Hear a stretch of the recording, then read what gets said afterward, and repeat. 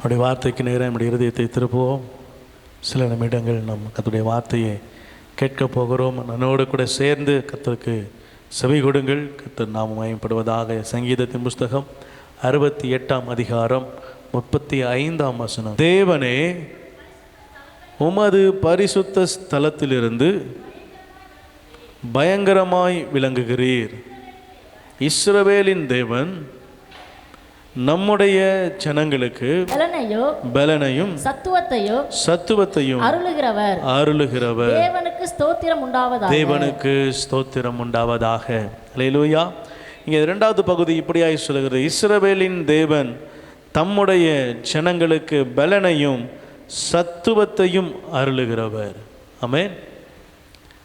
இஸ்ரவேலின் தேவன் தம்முடைய ஜனங்களுக்கு பலன் சத்துவம் கொடுக்கிறார். ஆமென். நான் ஏற்கனவே ஒரு வாட்டி சொன்னேன், தமது அப்படின்னு வரும் பொழுது அதில் செப்பரேட்டாக ஆண்டவர் சொல்கிறாருன்னு அர்த்தம்.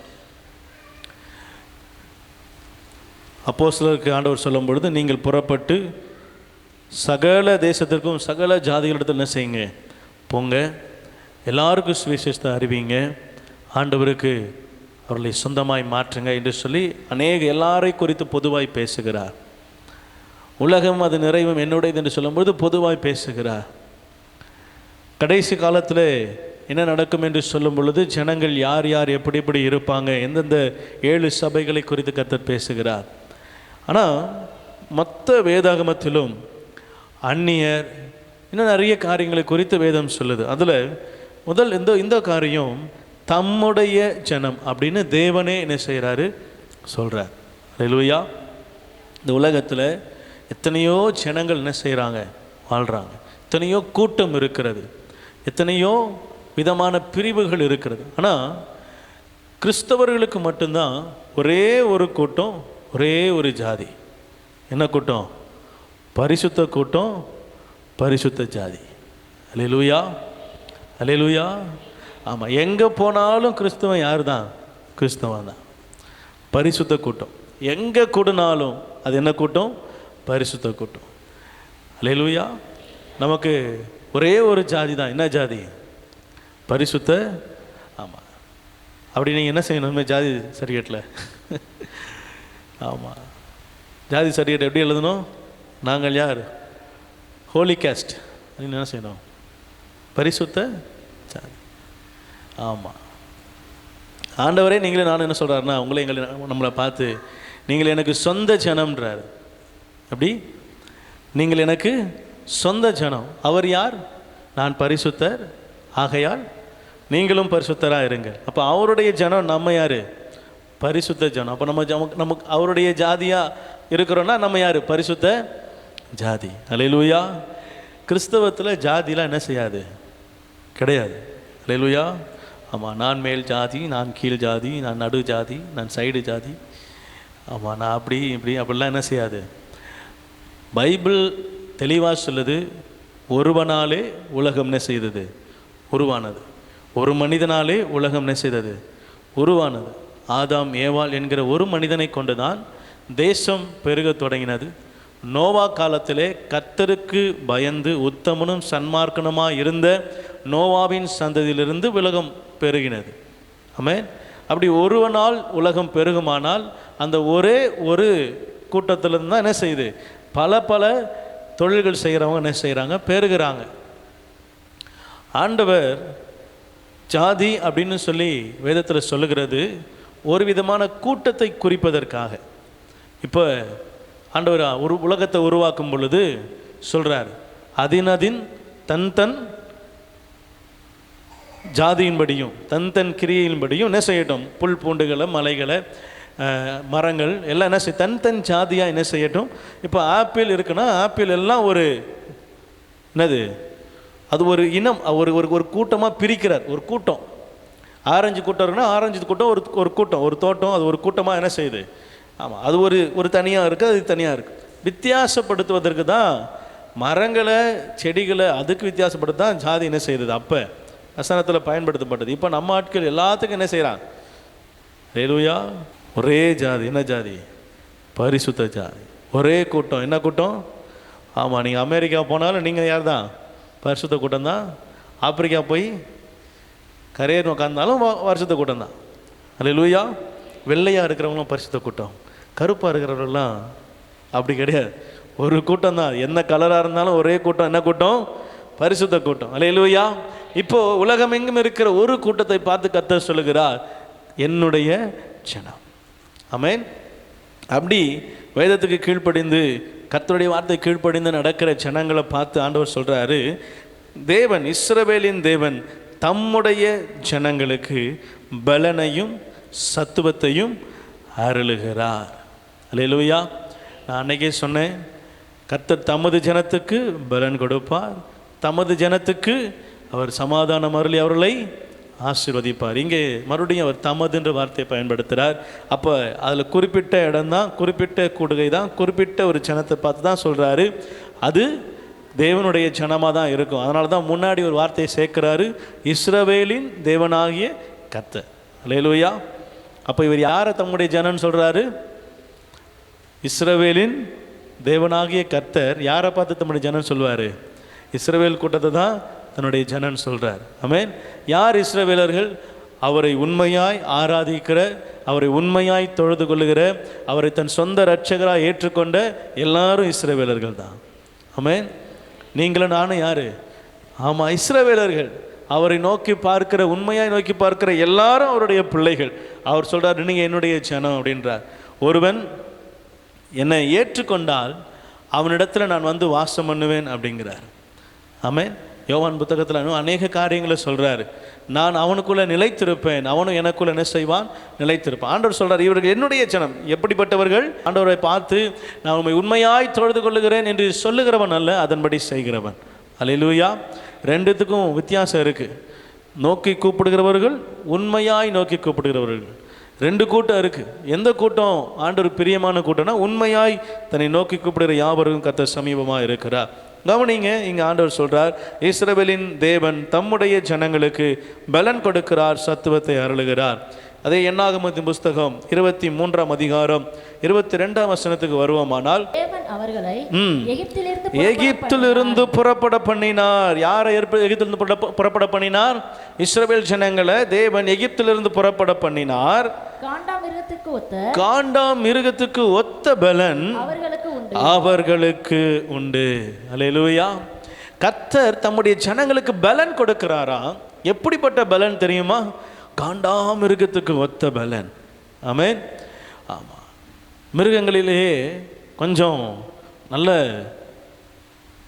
ரொம்ப கடினமான ஒரு மிருகம் அப்படின்னா அது இந்த காண்டாமிருகம் தான். அதுக்கு பேரை எப்படி பாரு, காண்டாமிருகம். கண்ணுக்கு அடங்காத காண்டா. அது எப்படி சொல்கிறது? அது ஒரு ஒரு வித்தியாசமான பலன் கொண்ட மிருகம். எல்லா மிருகத்துக்கும் ஒரு விதமான பலன்னா, காண்டா மிருகத்துக்கு அது ஒரு கொம்பில் தான் பலன். ஒரு டிஸ்கவரி சேனலில் ஒரு பெரிய ட்ரக்கு, கிட்டத்தட்ட 3 டன்லேருந்து 5 டன்னு வரைக்கும் இருக்கும் அந்த ட்ரக்கு. இந்த விசிட்டர்ஸ்லாம் அதில் தான் போய் அந்த காட்டுக்குள்ளே சுற்றி பார்ப்பாங்க.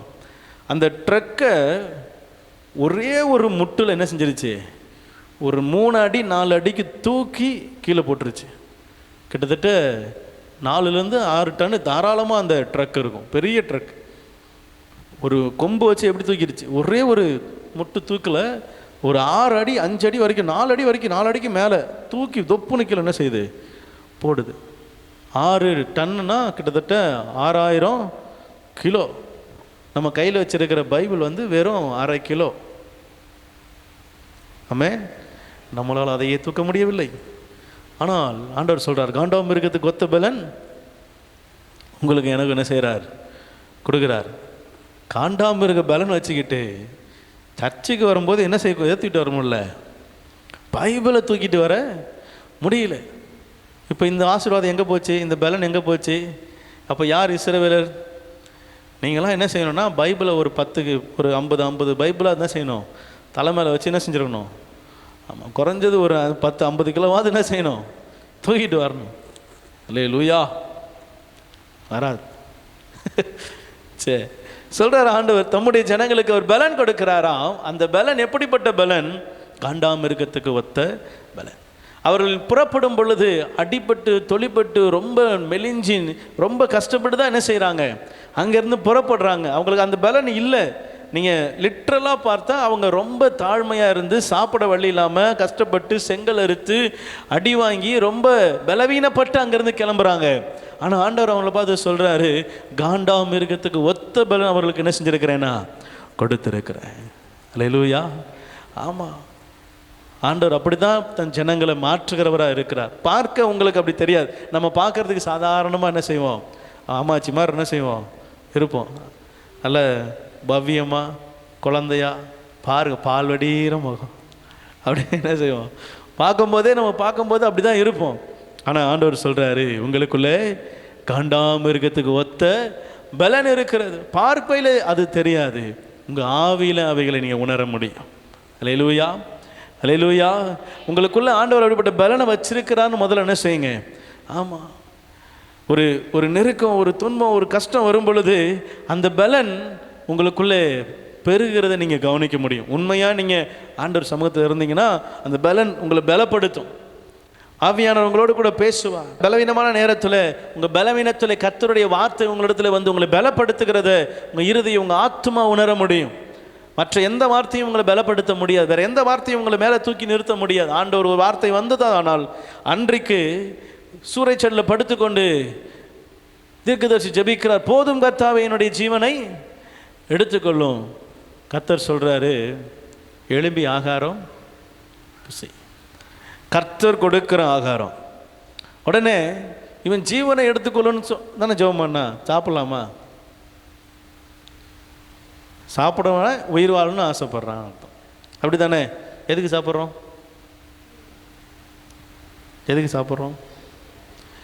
கர்த்தருக்காக ஓடுமடியா, அதுக்காக சாப்பிட்றீங்க. நம்ம என்ன செய்கிறோம், நம்ம உடம்புல பலன் இருக்கணும், நம்ம கொஞ்சம் சத்தாக இருக்கணும், வேலை பார்க்கணும், சில காரியங்களை அதுக்காக என்ன செய்கிறோம், சாப்பிட்றோம்.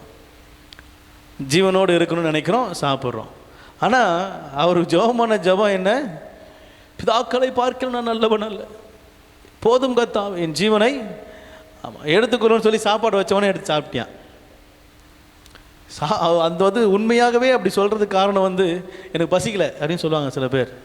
இந்த கோவம் வரும், ஏதாவது சண்டை பிரச்சனைனா கோவத்தில் எனக்கு பசிக்கலை. மீன் குழம்பா? இல்லை பசிக்கலை. ஆட்களுக்கு வயிறு கபன்னு எரியும், ஆனால் பசிக்கும்.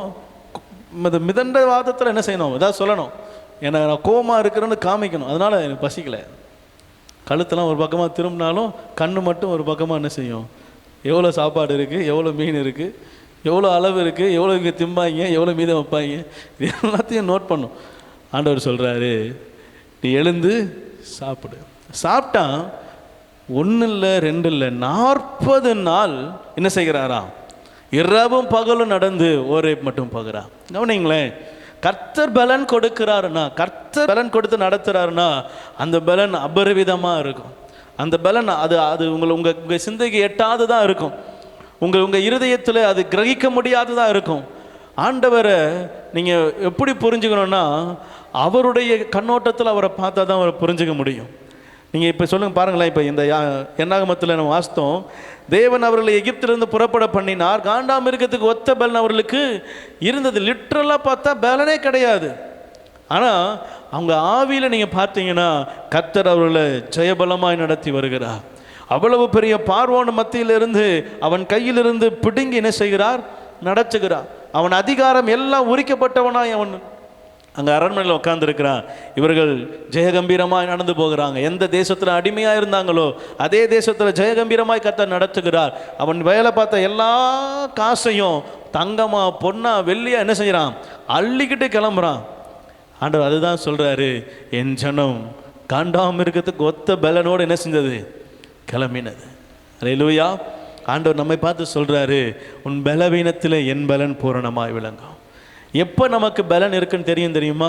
உங்களுக்கு பலவீனம், உங்களுக்கு சுகவீனம், உங்களுக்கு ஏதோ பிரச்சனை அப்படின்னும் போது நீங்கள் கர்த்தர் சமூகத்துக்கு வர்றீங்கல்ல, அப்போ கர்த்தர் உங்களை பலப்படுத்துகிறார் பாருங்க. அந்த பலனை நீங்கள் உணரும்போது தான் நான் பலனோடு தான் என்ன செய்கிறேன், இருக்கிறேன், என்னை பலப்படுத்துகிற என்னோடு கூட தான் இருக்கிறார் அப்படின்ற விசுவாசம் உங்களுக்குள்ளே பெருகும்போது பலன் ஆட்டோமேட்டிக்காக எழும்பிடும். அல்லேலூயா. பிசாசு உங்களை பலவீனப்படுத்துறதுக்கு ஒரே ஒரு டூலை தான் பயன்படுத்துவான். என்ன தெரியுமா? அவிசுவாசம், சந்தேகம், கேள்வி. இந்த காரியங்கள் வந்துருச்சு அப்படின்னாலே பிசாசு உங்களை விசுவாசத்தில் பலவீனமாக்குறான். நீங்கள் விசுவாசத்தில் பலவீனம் ஆயிட்டீங்கனாலே ஆட்டோமேட்டிக்காக எல்லாத்துலையும் என்ன செஞ்சிருமோ, ஆமாம், சுகவீனம் ஆயிடுவோம். என்னென்னலாம் வரணுமோ எல்லாம் வரக்கூடாதோ எல்லாம் என்ன செய்யணும், வந்துடும். ஏன்? அந்த ஒரே ஒரு காரியத்தில் எப்படி ஆகுமோ அவ்வளோதான். இந்த ஒரே ஒரு அவிசுவாசம். மீதி எல்லாம் என்ன செஞ்சிடும், ஆமாம், பிபி ஏறிடும், சுகர் ஏறிடும், எல்லாம் ஏறிடும். ஆமாம், முடிஞ்சால் அது ஹையாக போயிடும், இல்லை ரொம்ப லோவாக போயிடும், எப்படியாவது ஒரு பக்கம் எங்கிட்டாவது ஒரு பக்கம் போயிடும். ஏன் போகுது? எப்படி ஆகுமோ, இது எப்படி நடக்குமோ, என்னவா முடியுமோ. இந்த அவிசுவாசம் வந்துருச்சுனாலே அவ்வளவுதான், முடிஞ்சிருச்சு. அதுக்கப்புறம் பிசாசுடைய ஆட்டம் தான். நம்ம அப்படியே அவன் ஆடும் போதெல்லாம் நானலை போல ஆடிட்டு இருப்போம். ஆனால் எனக்கு கர்த்தர் எல்லாவற்றையும் நன்மைக்கு எதுவாய் செய்வார் அப்படின்னு நீங்கள் ஸ்டடியாக நின்னீங்கன்னா பிசாசு உங்களை விட்டு ஓடி போவான். விசுவாசம் உங்களுக்குள்ளே பெருகும், பலன் உங்களுக்குள்ளே பெருகும், கர்த்தர் நடத்துவார்ன்ற விசுவாசம் பெருகும், நீங்கள் பலவானாய் மாறுவீங்க. ஆமென். கர்த்தர் நல்லவர். இன்னொரு வசனத்தை வாசித்து நாம் முடிக்க போகிறோம். உபாகமத்தின் புஸ்தகம் 34ஆம் அதிகாரம் 7ஆம் வசனம். மோசே மரிக்கிற போது 120 வயதா இருந்தான். அவன் கண்கள் என்ன செய்யலையா, இருளடையவும் இல்லை, பலன் குறையவும் இல்லை. அல்லேலூயா, ஆமென். இப்பொழுது ஒரு ஓட்டப்பந்தயம் வைக்க போகிறோம். சிறுவர்களும் பெரியவர்களும் அதிலே ஓட வேண்டும். சிறுவர்கள் வயதிலே நீங்கள் எப்படி ஓடினீர்களோ அதே போல் இப்பொழுது ஓடுவீர்களா? ஓடுவீர்களா? என்ன, ஓட மாட்டோமா? ஒருத்தர் ரொம்ப இளமையாக இருந்தாராம். உடனே இந்த பேட்டி எடுக்கிறவங்களாம், நீங்கள் எப்படி இப்படி இளமையாக இருக்கிறீங்க, எப்படி வயசே ஆகாத மாதிரி தெரியுறீங்களே எப்படி அப்படின்னோடனே, எனக்கு வயசே ஆகலையே அப்படின்னாராம். அவருக்கு அப்போ அவர் சொல்லும் போது அவருக்கு 69 வயசா. அல்லேலூயா. ஆமாம், நல்லா இளமையாக நல்லா புஷ்டியாக ஆள் தளம் திடகாத்திரமாக இருக்கிறீங்களே, எப்படி இப்படி இருக்கிறீங்க அப்படின்னோடனே எனக்கு வயசே ஆகலை. அவர் மனசில் இன்னும் நான் சின்ன பிள்ளைன்னு என்ன செஞ்சுருக்கிறாரு. அல்லேலூயா. அவர் நினப்பு எப்படி இருக்கான், அவர் ஆட்டுக்கு ஏஞ்சி அவர் ஆட்டுக்கு போய் அவர் வேலையை அவரே செய்வாராம், அவர் வேலையை அவரே பார்த்துப்பாராம், யார்கிட்டையும் ஹெல்ப் கேட்க மாட்டார், அவரே எந்திப்பார், அவரே போவார். அவர் மனசு இன்னும் என்ன செய்யலை, வயசாகலை. அதனால் அவர் உடம்பு என்ன செய்யுது, அவருக்கு ஒத்துழைக்குது. எல்லாம் சோர்ந்து போனால் இவர் மட்டும் என்ன செய்வாராம், நல்லா திடகாத்திரமாக போவாராம், வருவாராம். அந்த ஊரே அவரை பார்த்து ஆச்சரியப்பட்டுச்சான். எப்படி அப்படின்னு வியக்கிற அளவுக்கு. உடனே அப்போ தான் புரியுது, அவர் மனசில், அவர் மனசளவில் அவர் எனக்கு இன்னும் வயசு என்ன செய்யலை, ஆகலை. இப்போ தான் ஒரு 45, இப்போ தான் 35, இப்போ தான் ஒரு 50க்குள்ளே என்ன செய்யுது நடக்குதுன்னு அவருக்குள்ளே ஒரு மனசில் ஒரு நினப்பு. ஆனால் வயசு எப்படி ஆயிடுச்சு, இன்னும் 60, 65, 66 மேலே போயிடுச்சு. ஆனால் அவர் நினப்பு என்னவோ, நான் இன்னும் என்ன செய்கிறேன், பலமாக இருக்கிறேன், நான் இன்னும் சுகமாக இருக்கிறேன், எனக்கு எந்த வியாதியும் இல்லை, நான் நல்லா இருக்கிறேன், கர்த்தரை நல்லா வச்சிருக்கிறார், எனக்குள்ளே கர்த்தருடைய ஆவியானவர் இருக்கிறார். அவருக்குள்ள அந்த பலன், அந்த நினைப்பு பாருங்க, கர்த்தரை குறித்து நினைக்கிறதும், கர்த்தர் என்னை நடத்துவார், எனக்கு ஆசீர்வாதத்தை கொடுப்பார், நீ முதிர் வயதிலும் கனி தந்து புஷ்டியும் பசுமையுமா இருப்பாய், பயமில்லாது இருப்பாய், திகிலுக்கு தூரமாவா, இப்படிலாம் அவர் அறிக்கை செய்து அவர் இருதயத்தில், அவர் மனசில் அவர் நினச்ச நினைப்பு என்னன்னா, எனக்கு இன்னும் என்ன செய்யலை. அல்லேலூயா. பாஸ்டர், சர்ச்சுக்கு நடந்து வரவே முடியலை, ஒரே கால் வலி. யார் சொல்கிறார் பாருங்க, 120 வயசுல வரைக்கும் என்ன செய்யலையா, பலன் குறையலை. அவன் மறிக்கும் மட்டும் அவனுக்கு என்ன இல்லை. இவர் கூட இருந்த காலேபுன்னு ஒருத்தர் இருக்கிறார், அவர் சொல்கிறார், அது 80 வயசு அவருக்கு. ஆனால் அவர் சொல்கிறாரு, மோசே எங்களுக்கு சொன்னார்ல, இந்த மலை நாட்டை உனக்கு வேணுமான்னு கேட்டார்ல, அப்போ எப்போ 40 வயசில் மோசே கேட்டிருப்பார். இப்போ யோசுவா காலம் வந்துடுச்சு. இப்போ இவர் சொல்கிறார், இப்போ இன்னும் 40 வருஷம் எக்ஸ்ட்ரா ஆகிடுச்சு, இப்போ அவரோட வயசு 80. மலை நாட்டை எனக்கு என்ன செய்யுங்க, தாங்க. எனக்கு அப்போது இருந்த பலன் இப்போ என்ன செய்யுது இருக்குது. 40 வயசுல இருந்த பலன் இப்போ என்ன செய்தான்? காலேப் சொல்ற, மலை நாட்டை எனக்கு தாரும். எனக்கு 40 வயதில் இருந்த பலன் என்ன செய்யுது? இப்போவும் இருக்கிறது. நான் மலையில ஏறி போய் என்ன செய்வேன்? சுதந்திரிப்பேன். பாருங்களேன், அவருடைய நினைப்பு பாருங்க, அவருடைய சிந்தையை பாருங்க.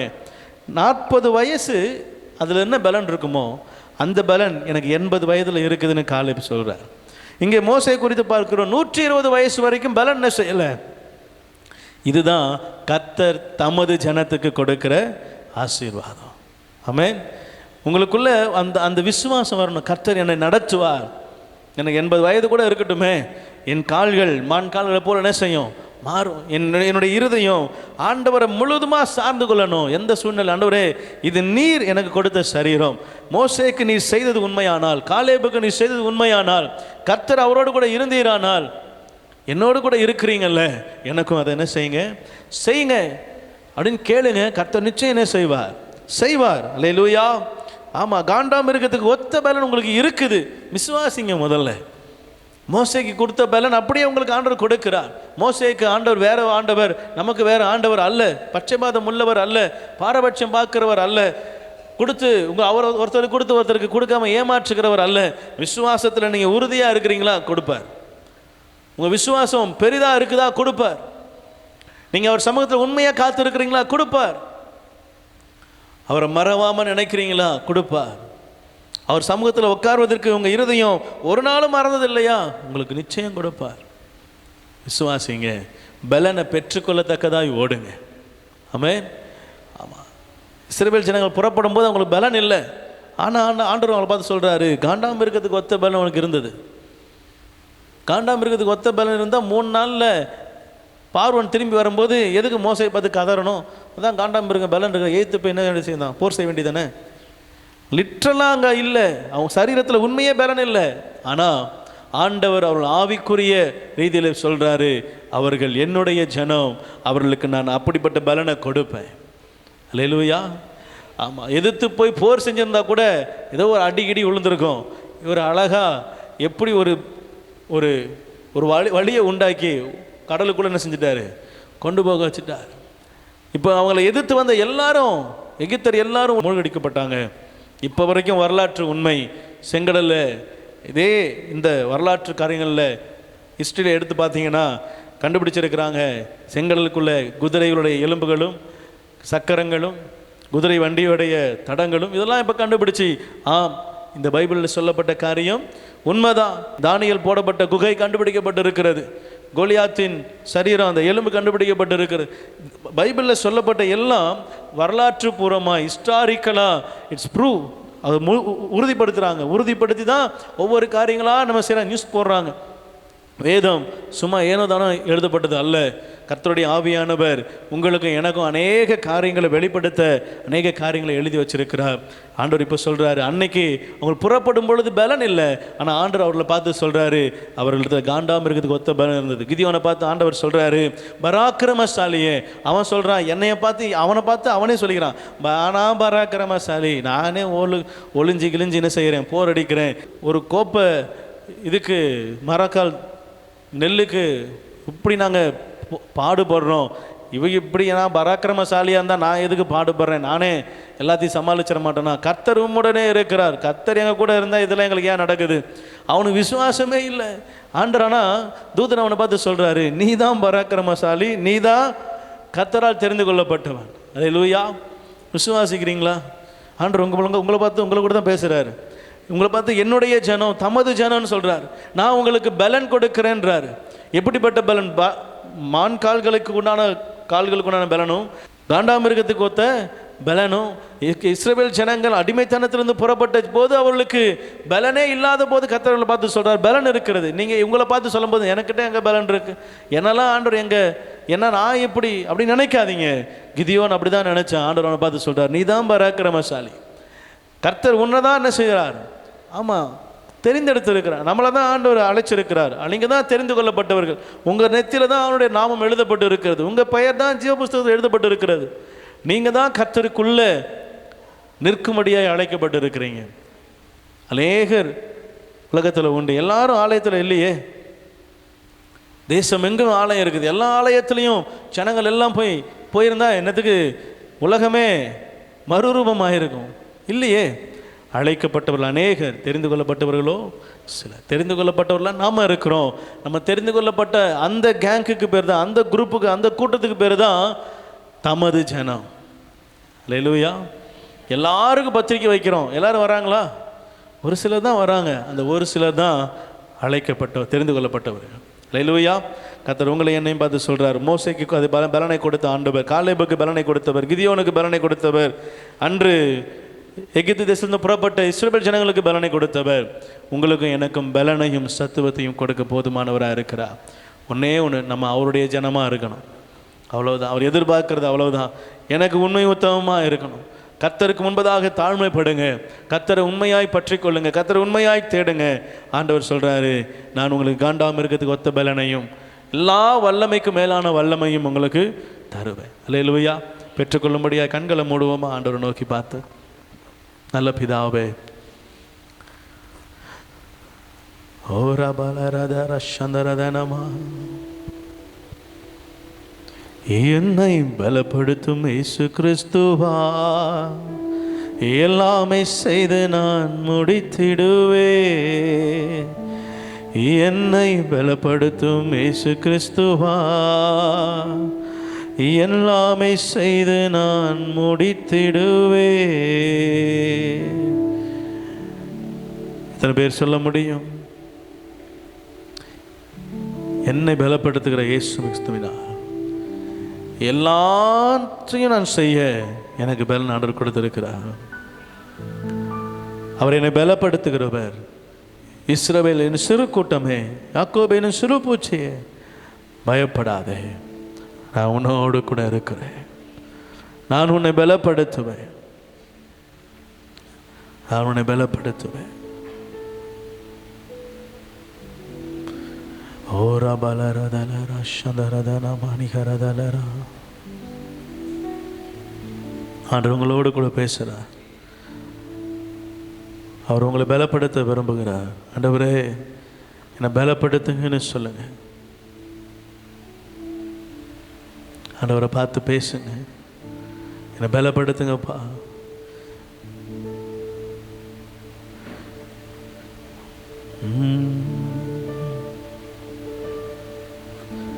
ஓர பலரதல ரஷதரதனமா.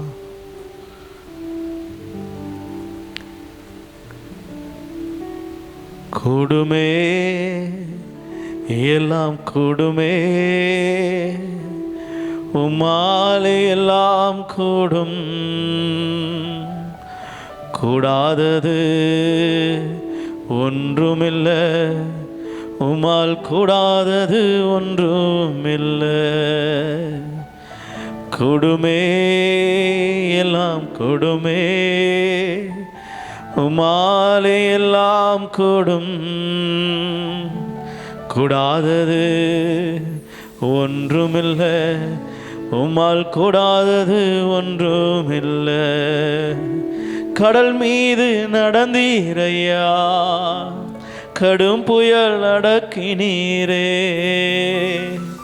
கடல் மீது நடந்தீரையா, கடும் புயல் அடக்கினீரே. சாத்தானை ஒடுக்கினீரே, சர்வ வல்லவரே. சாத்தானை ஒடுக்கினீரே, சர்வ வல்லவர். கரங்களை உயர்த்தி, கூடுமே, எல்லாம் கூடுமே, உம்மாலே எல்லாம் கூடு. கூடாதது ஒன்றுமில்லை, உம்மால் கூடாதது ஒன்றுமில்லை. ஆமாப்பா, எல்லாம் உம்மால் கூடும். என்னை பலப்படுத்த உம்மால் கூடும்.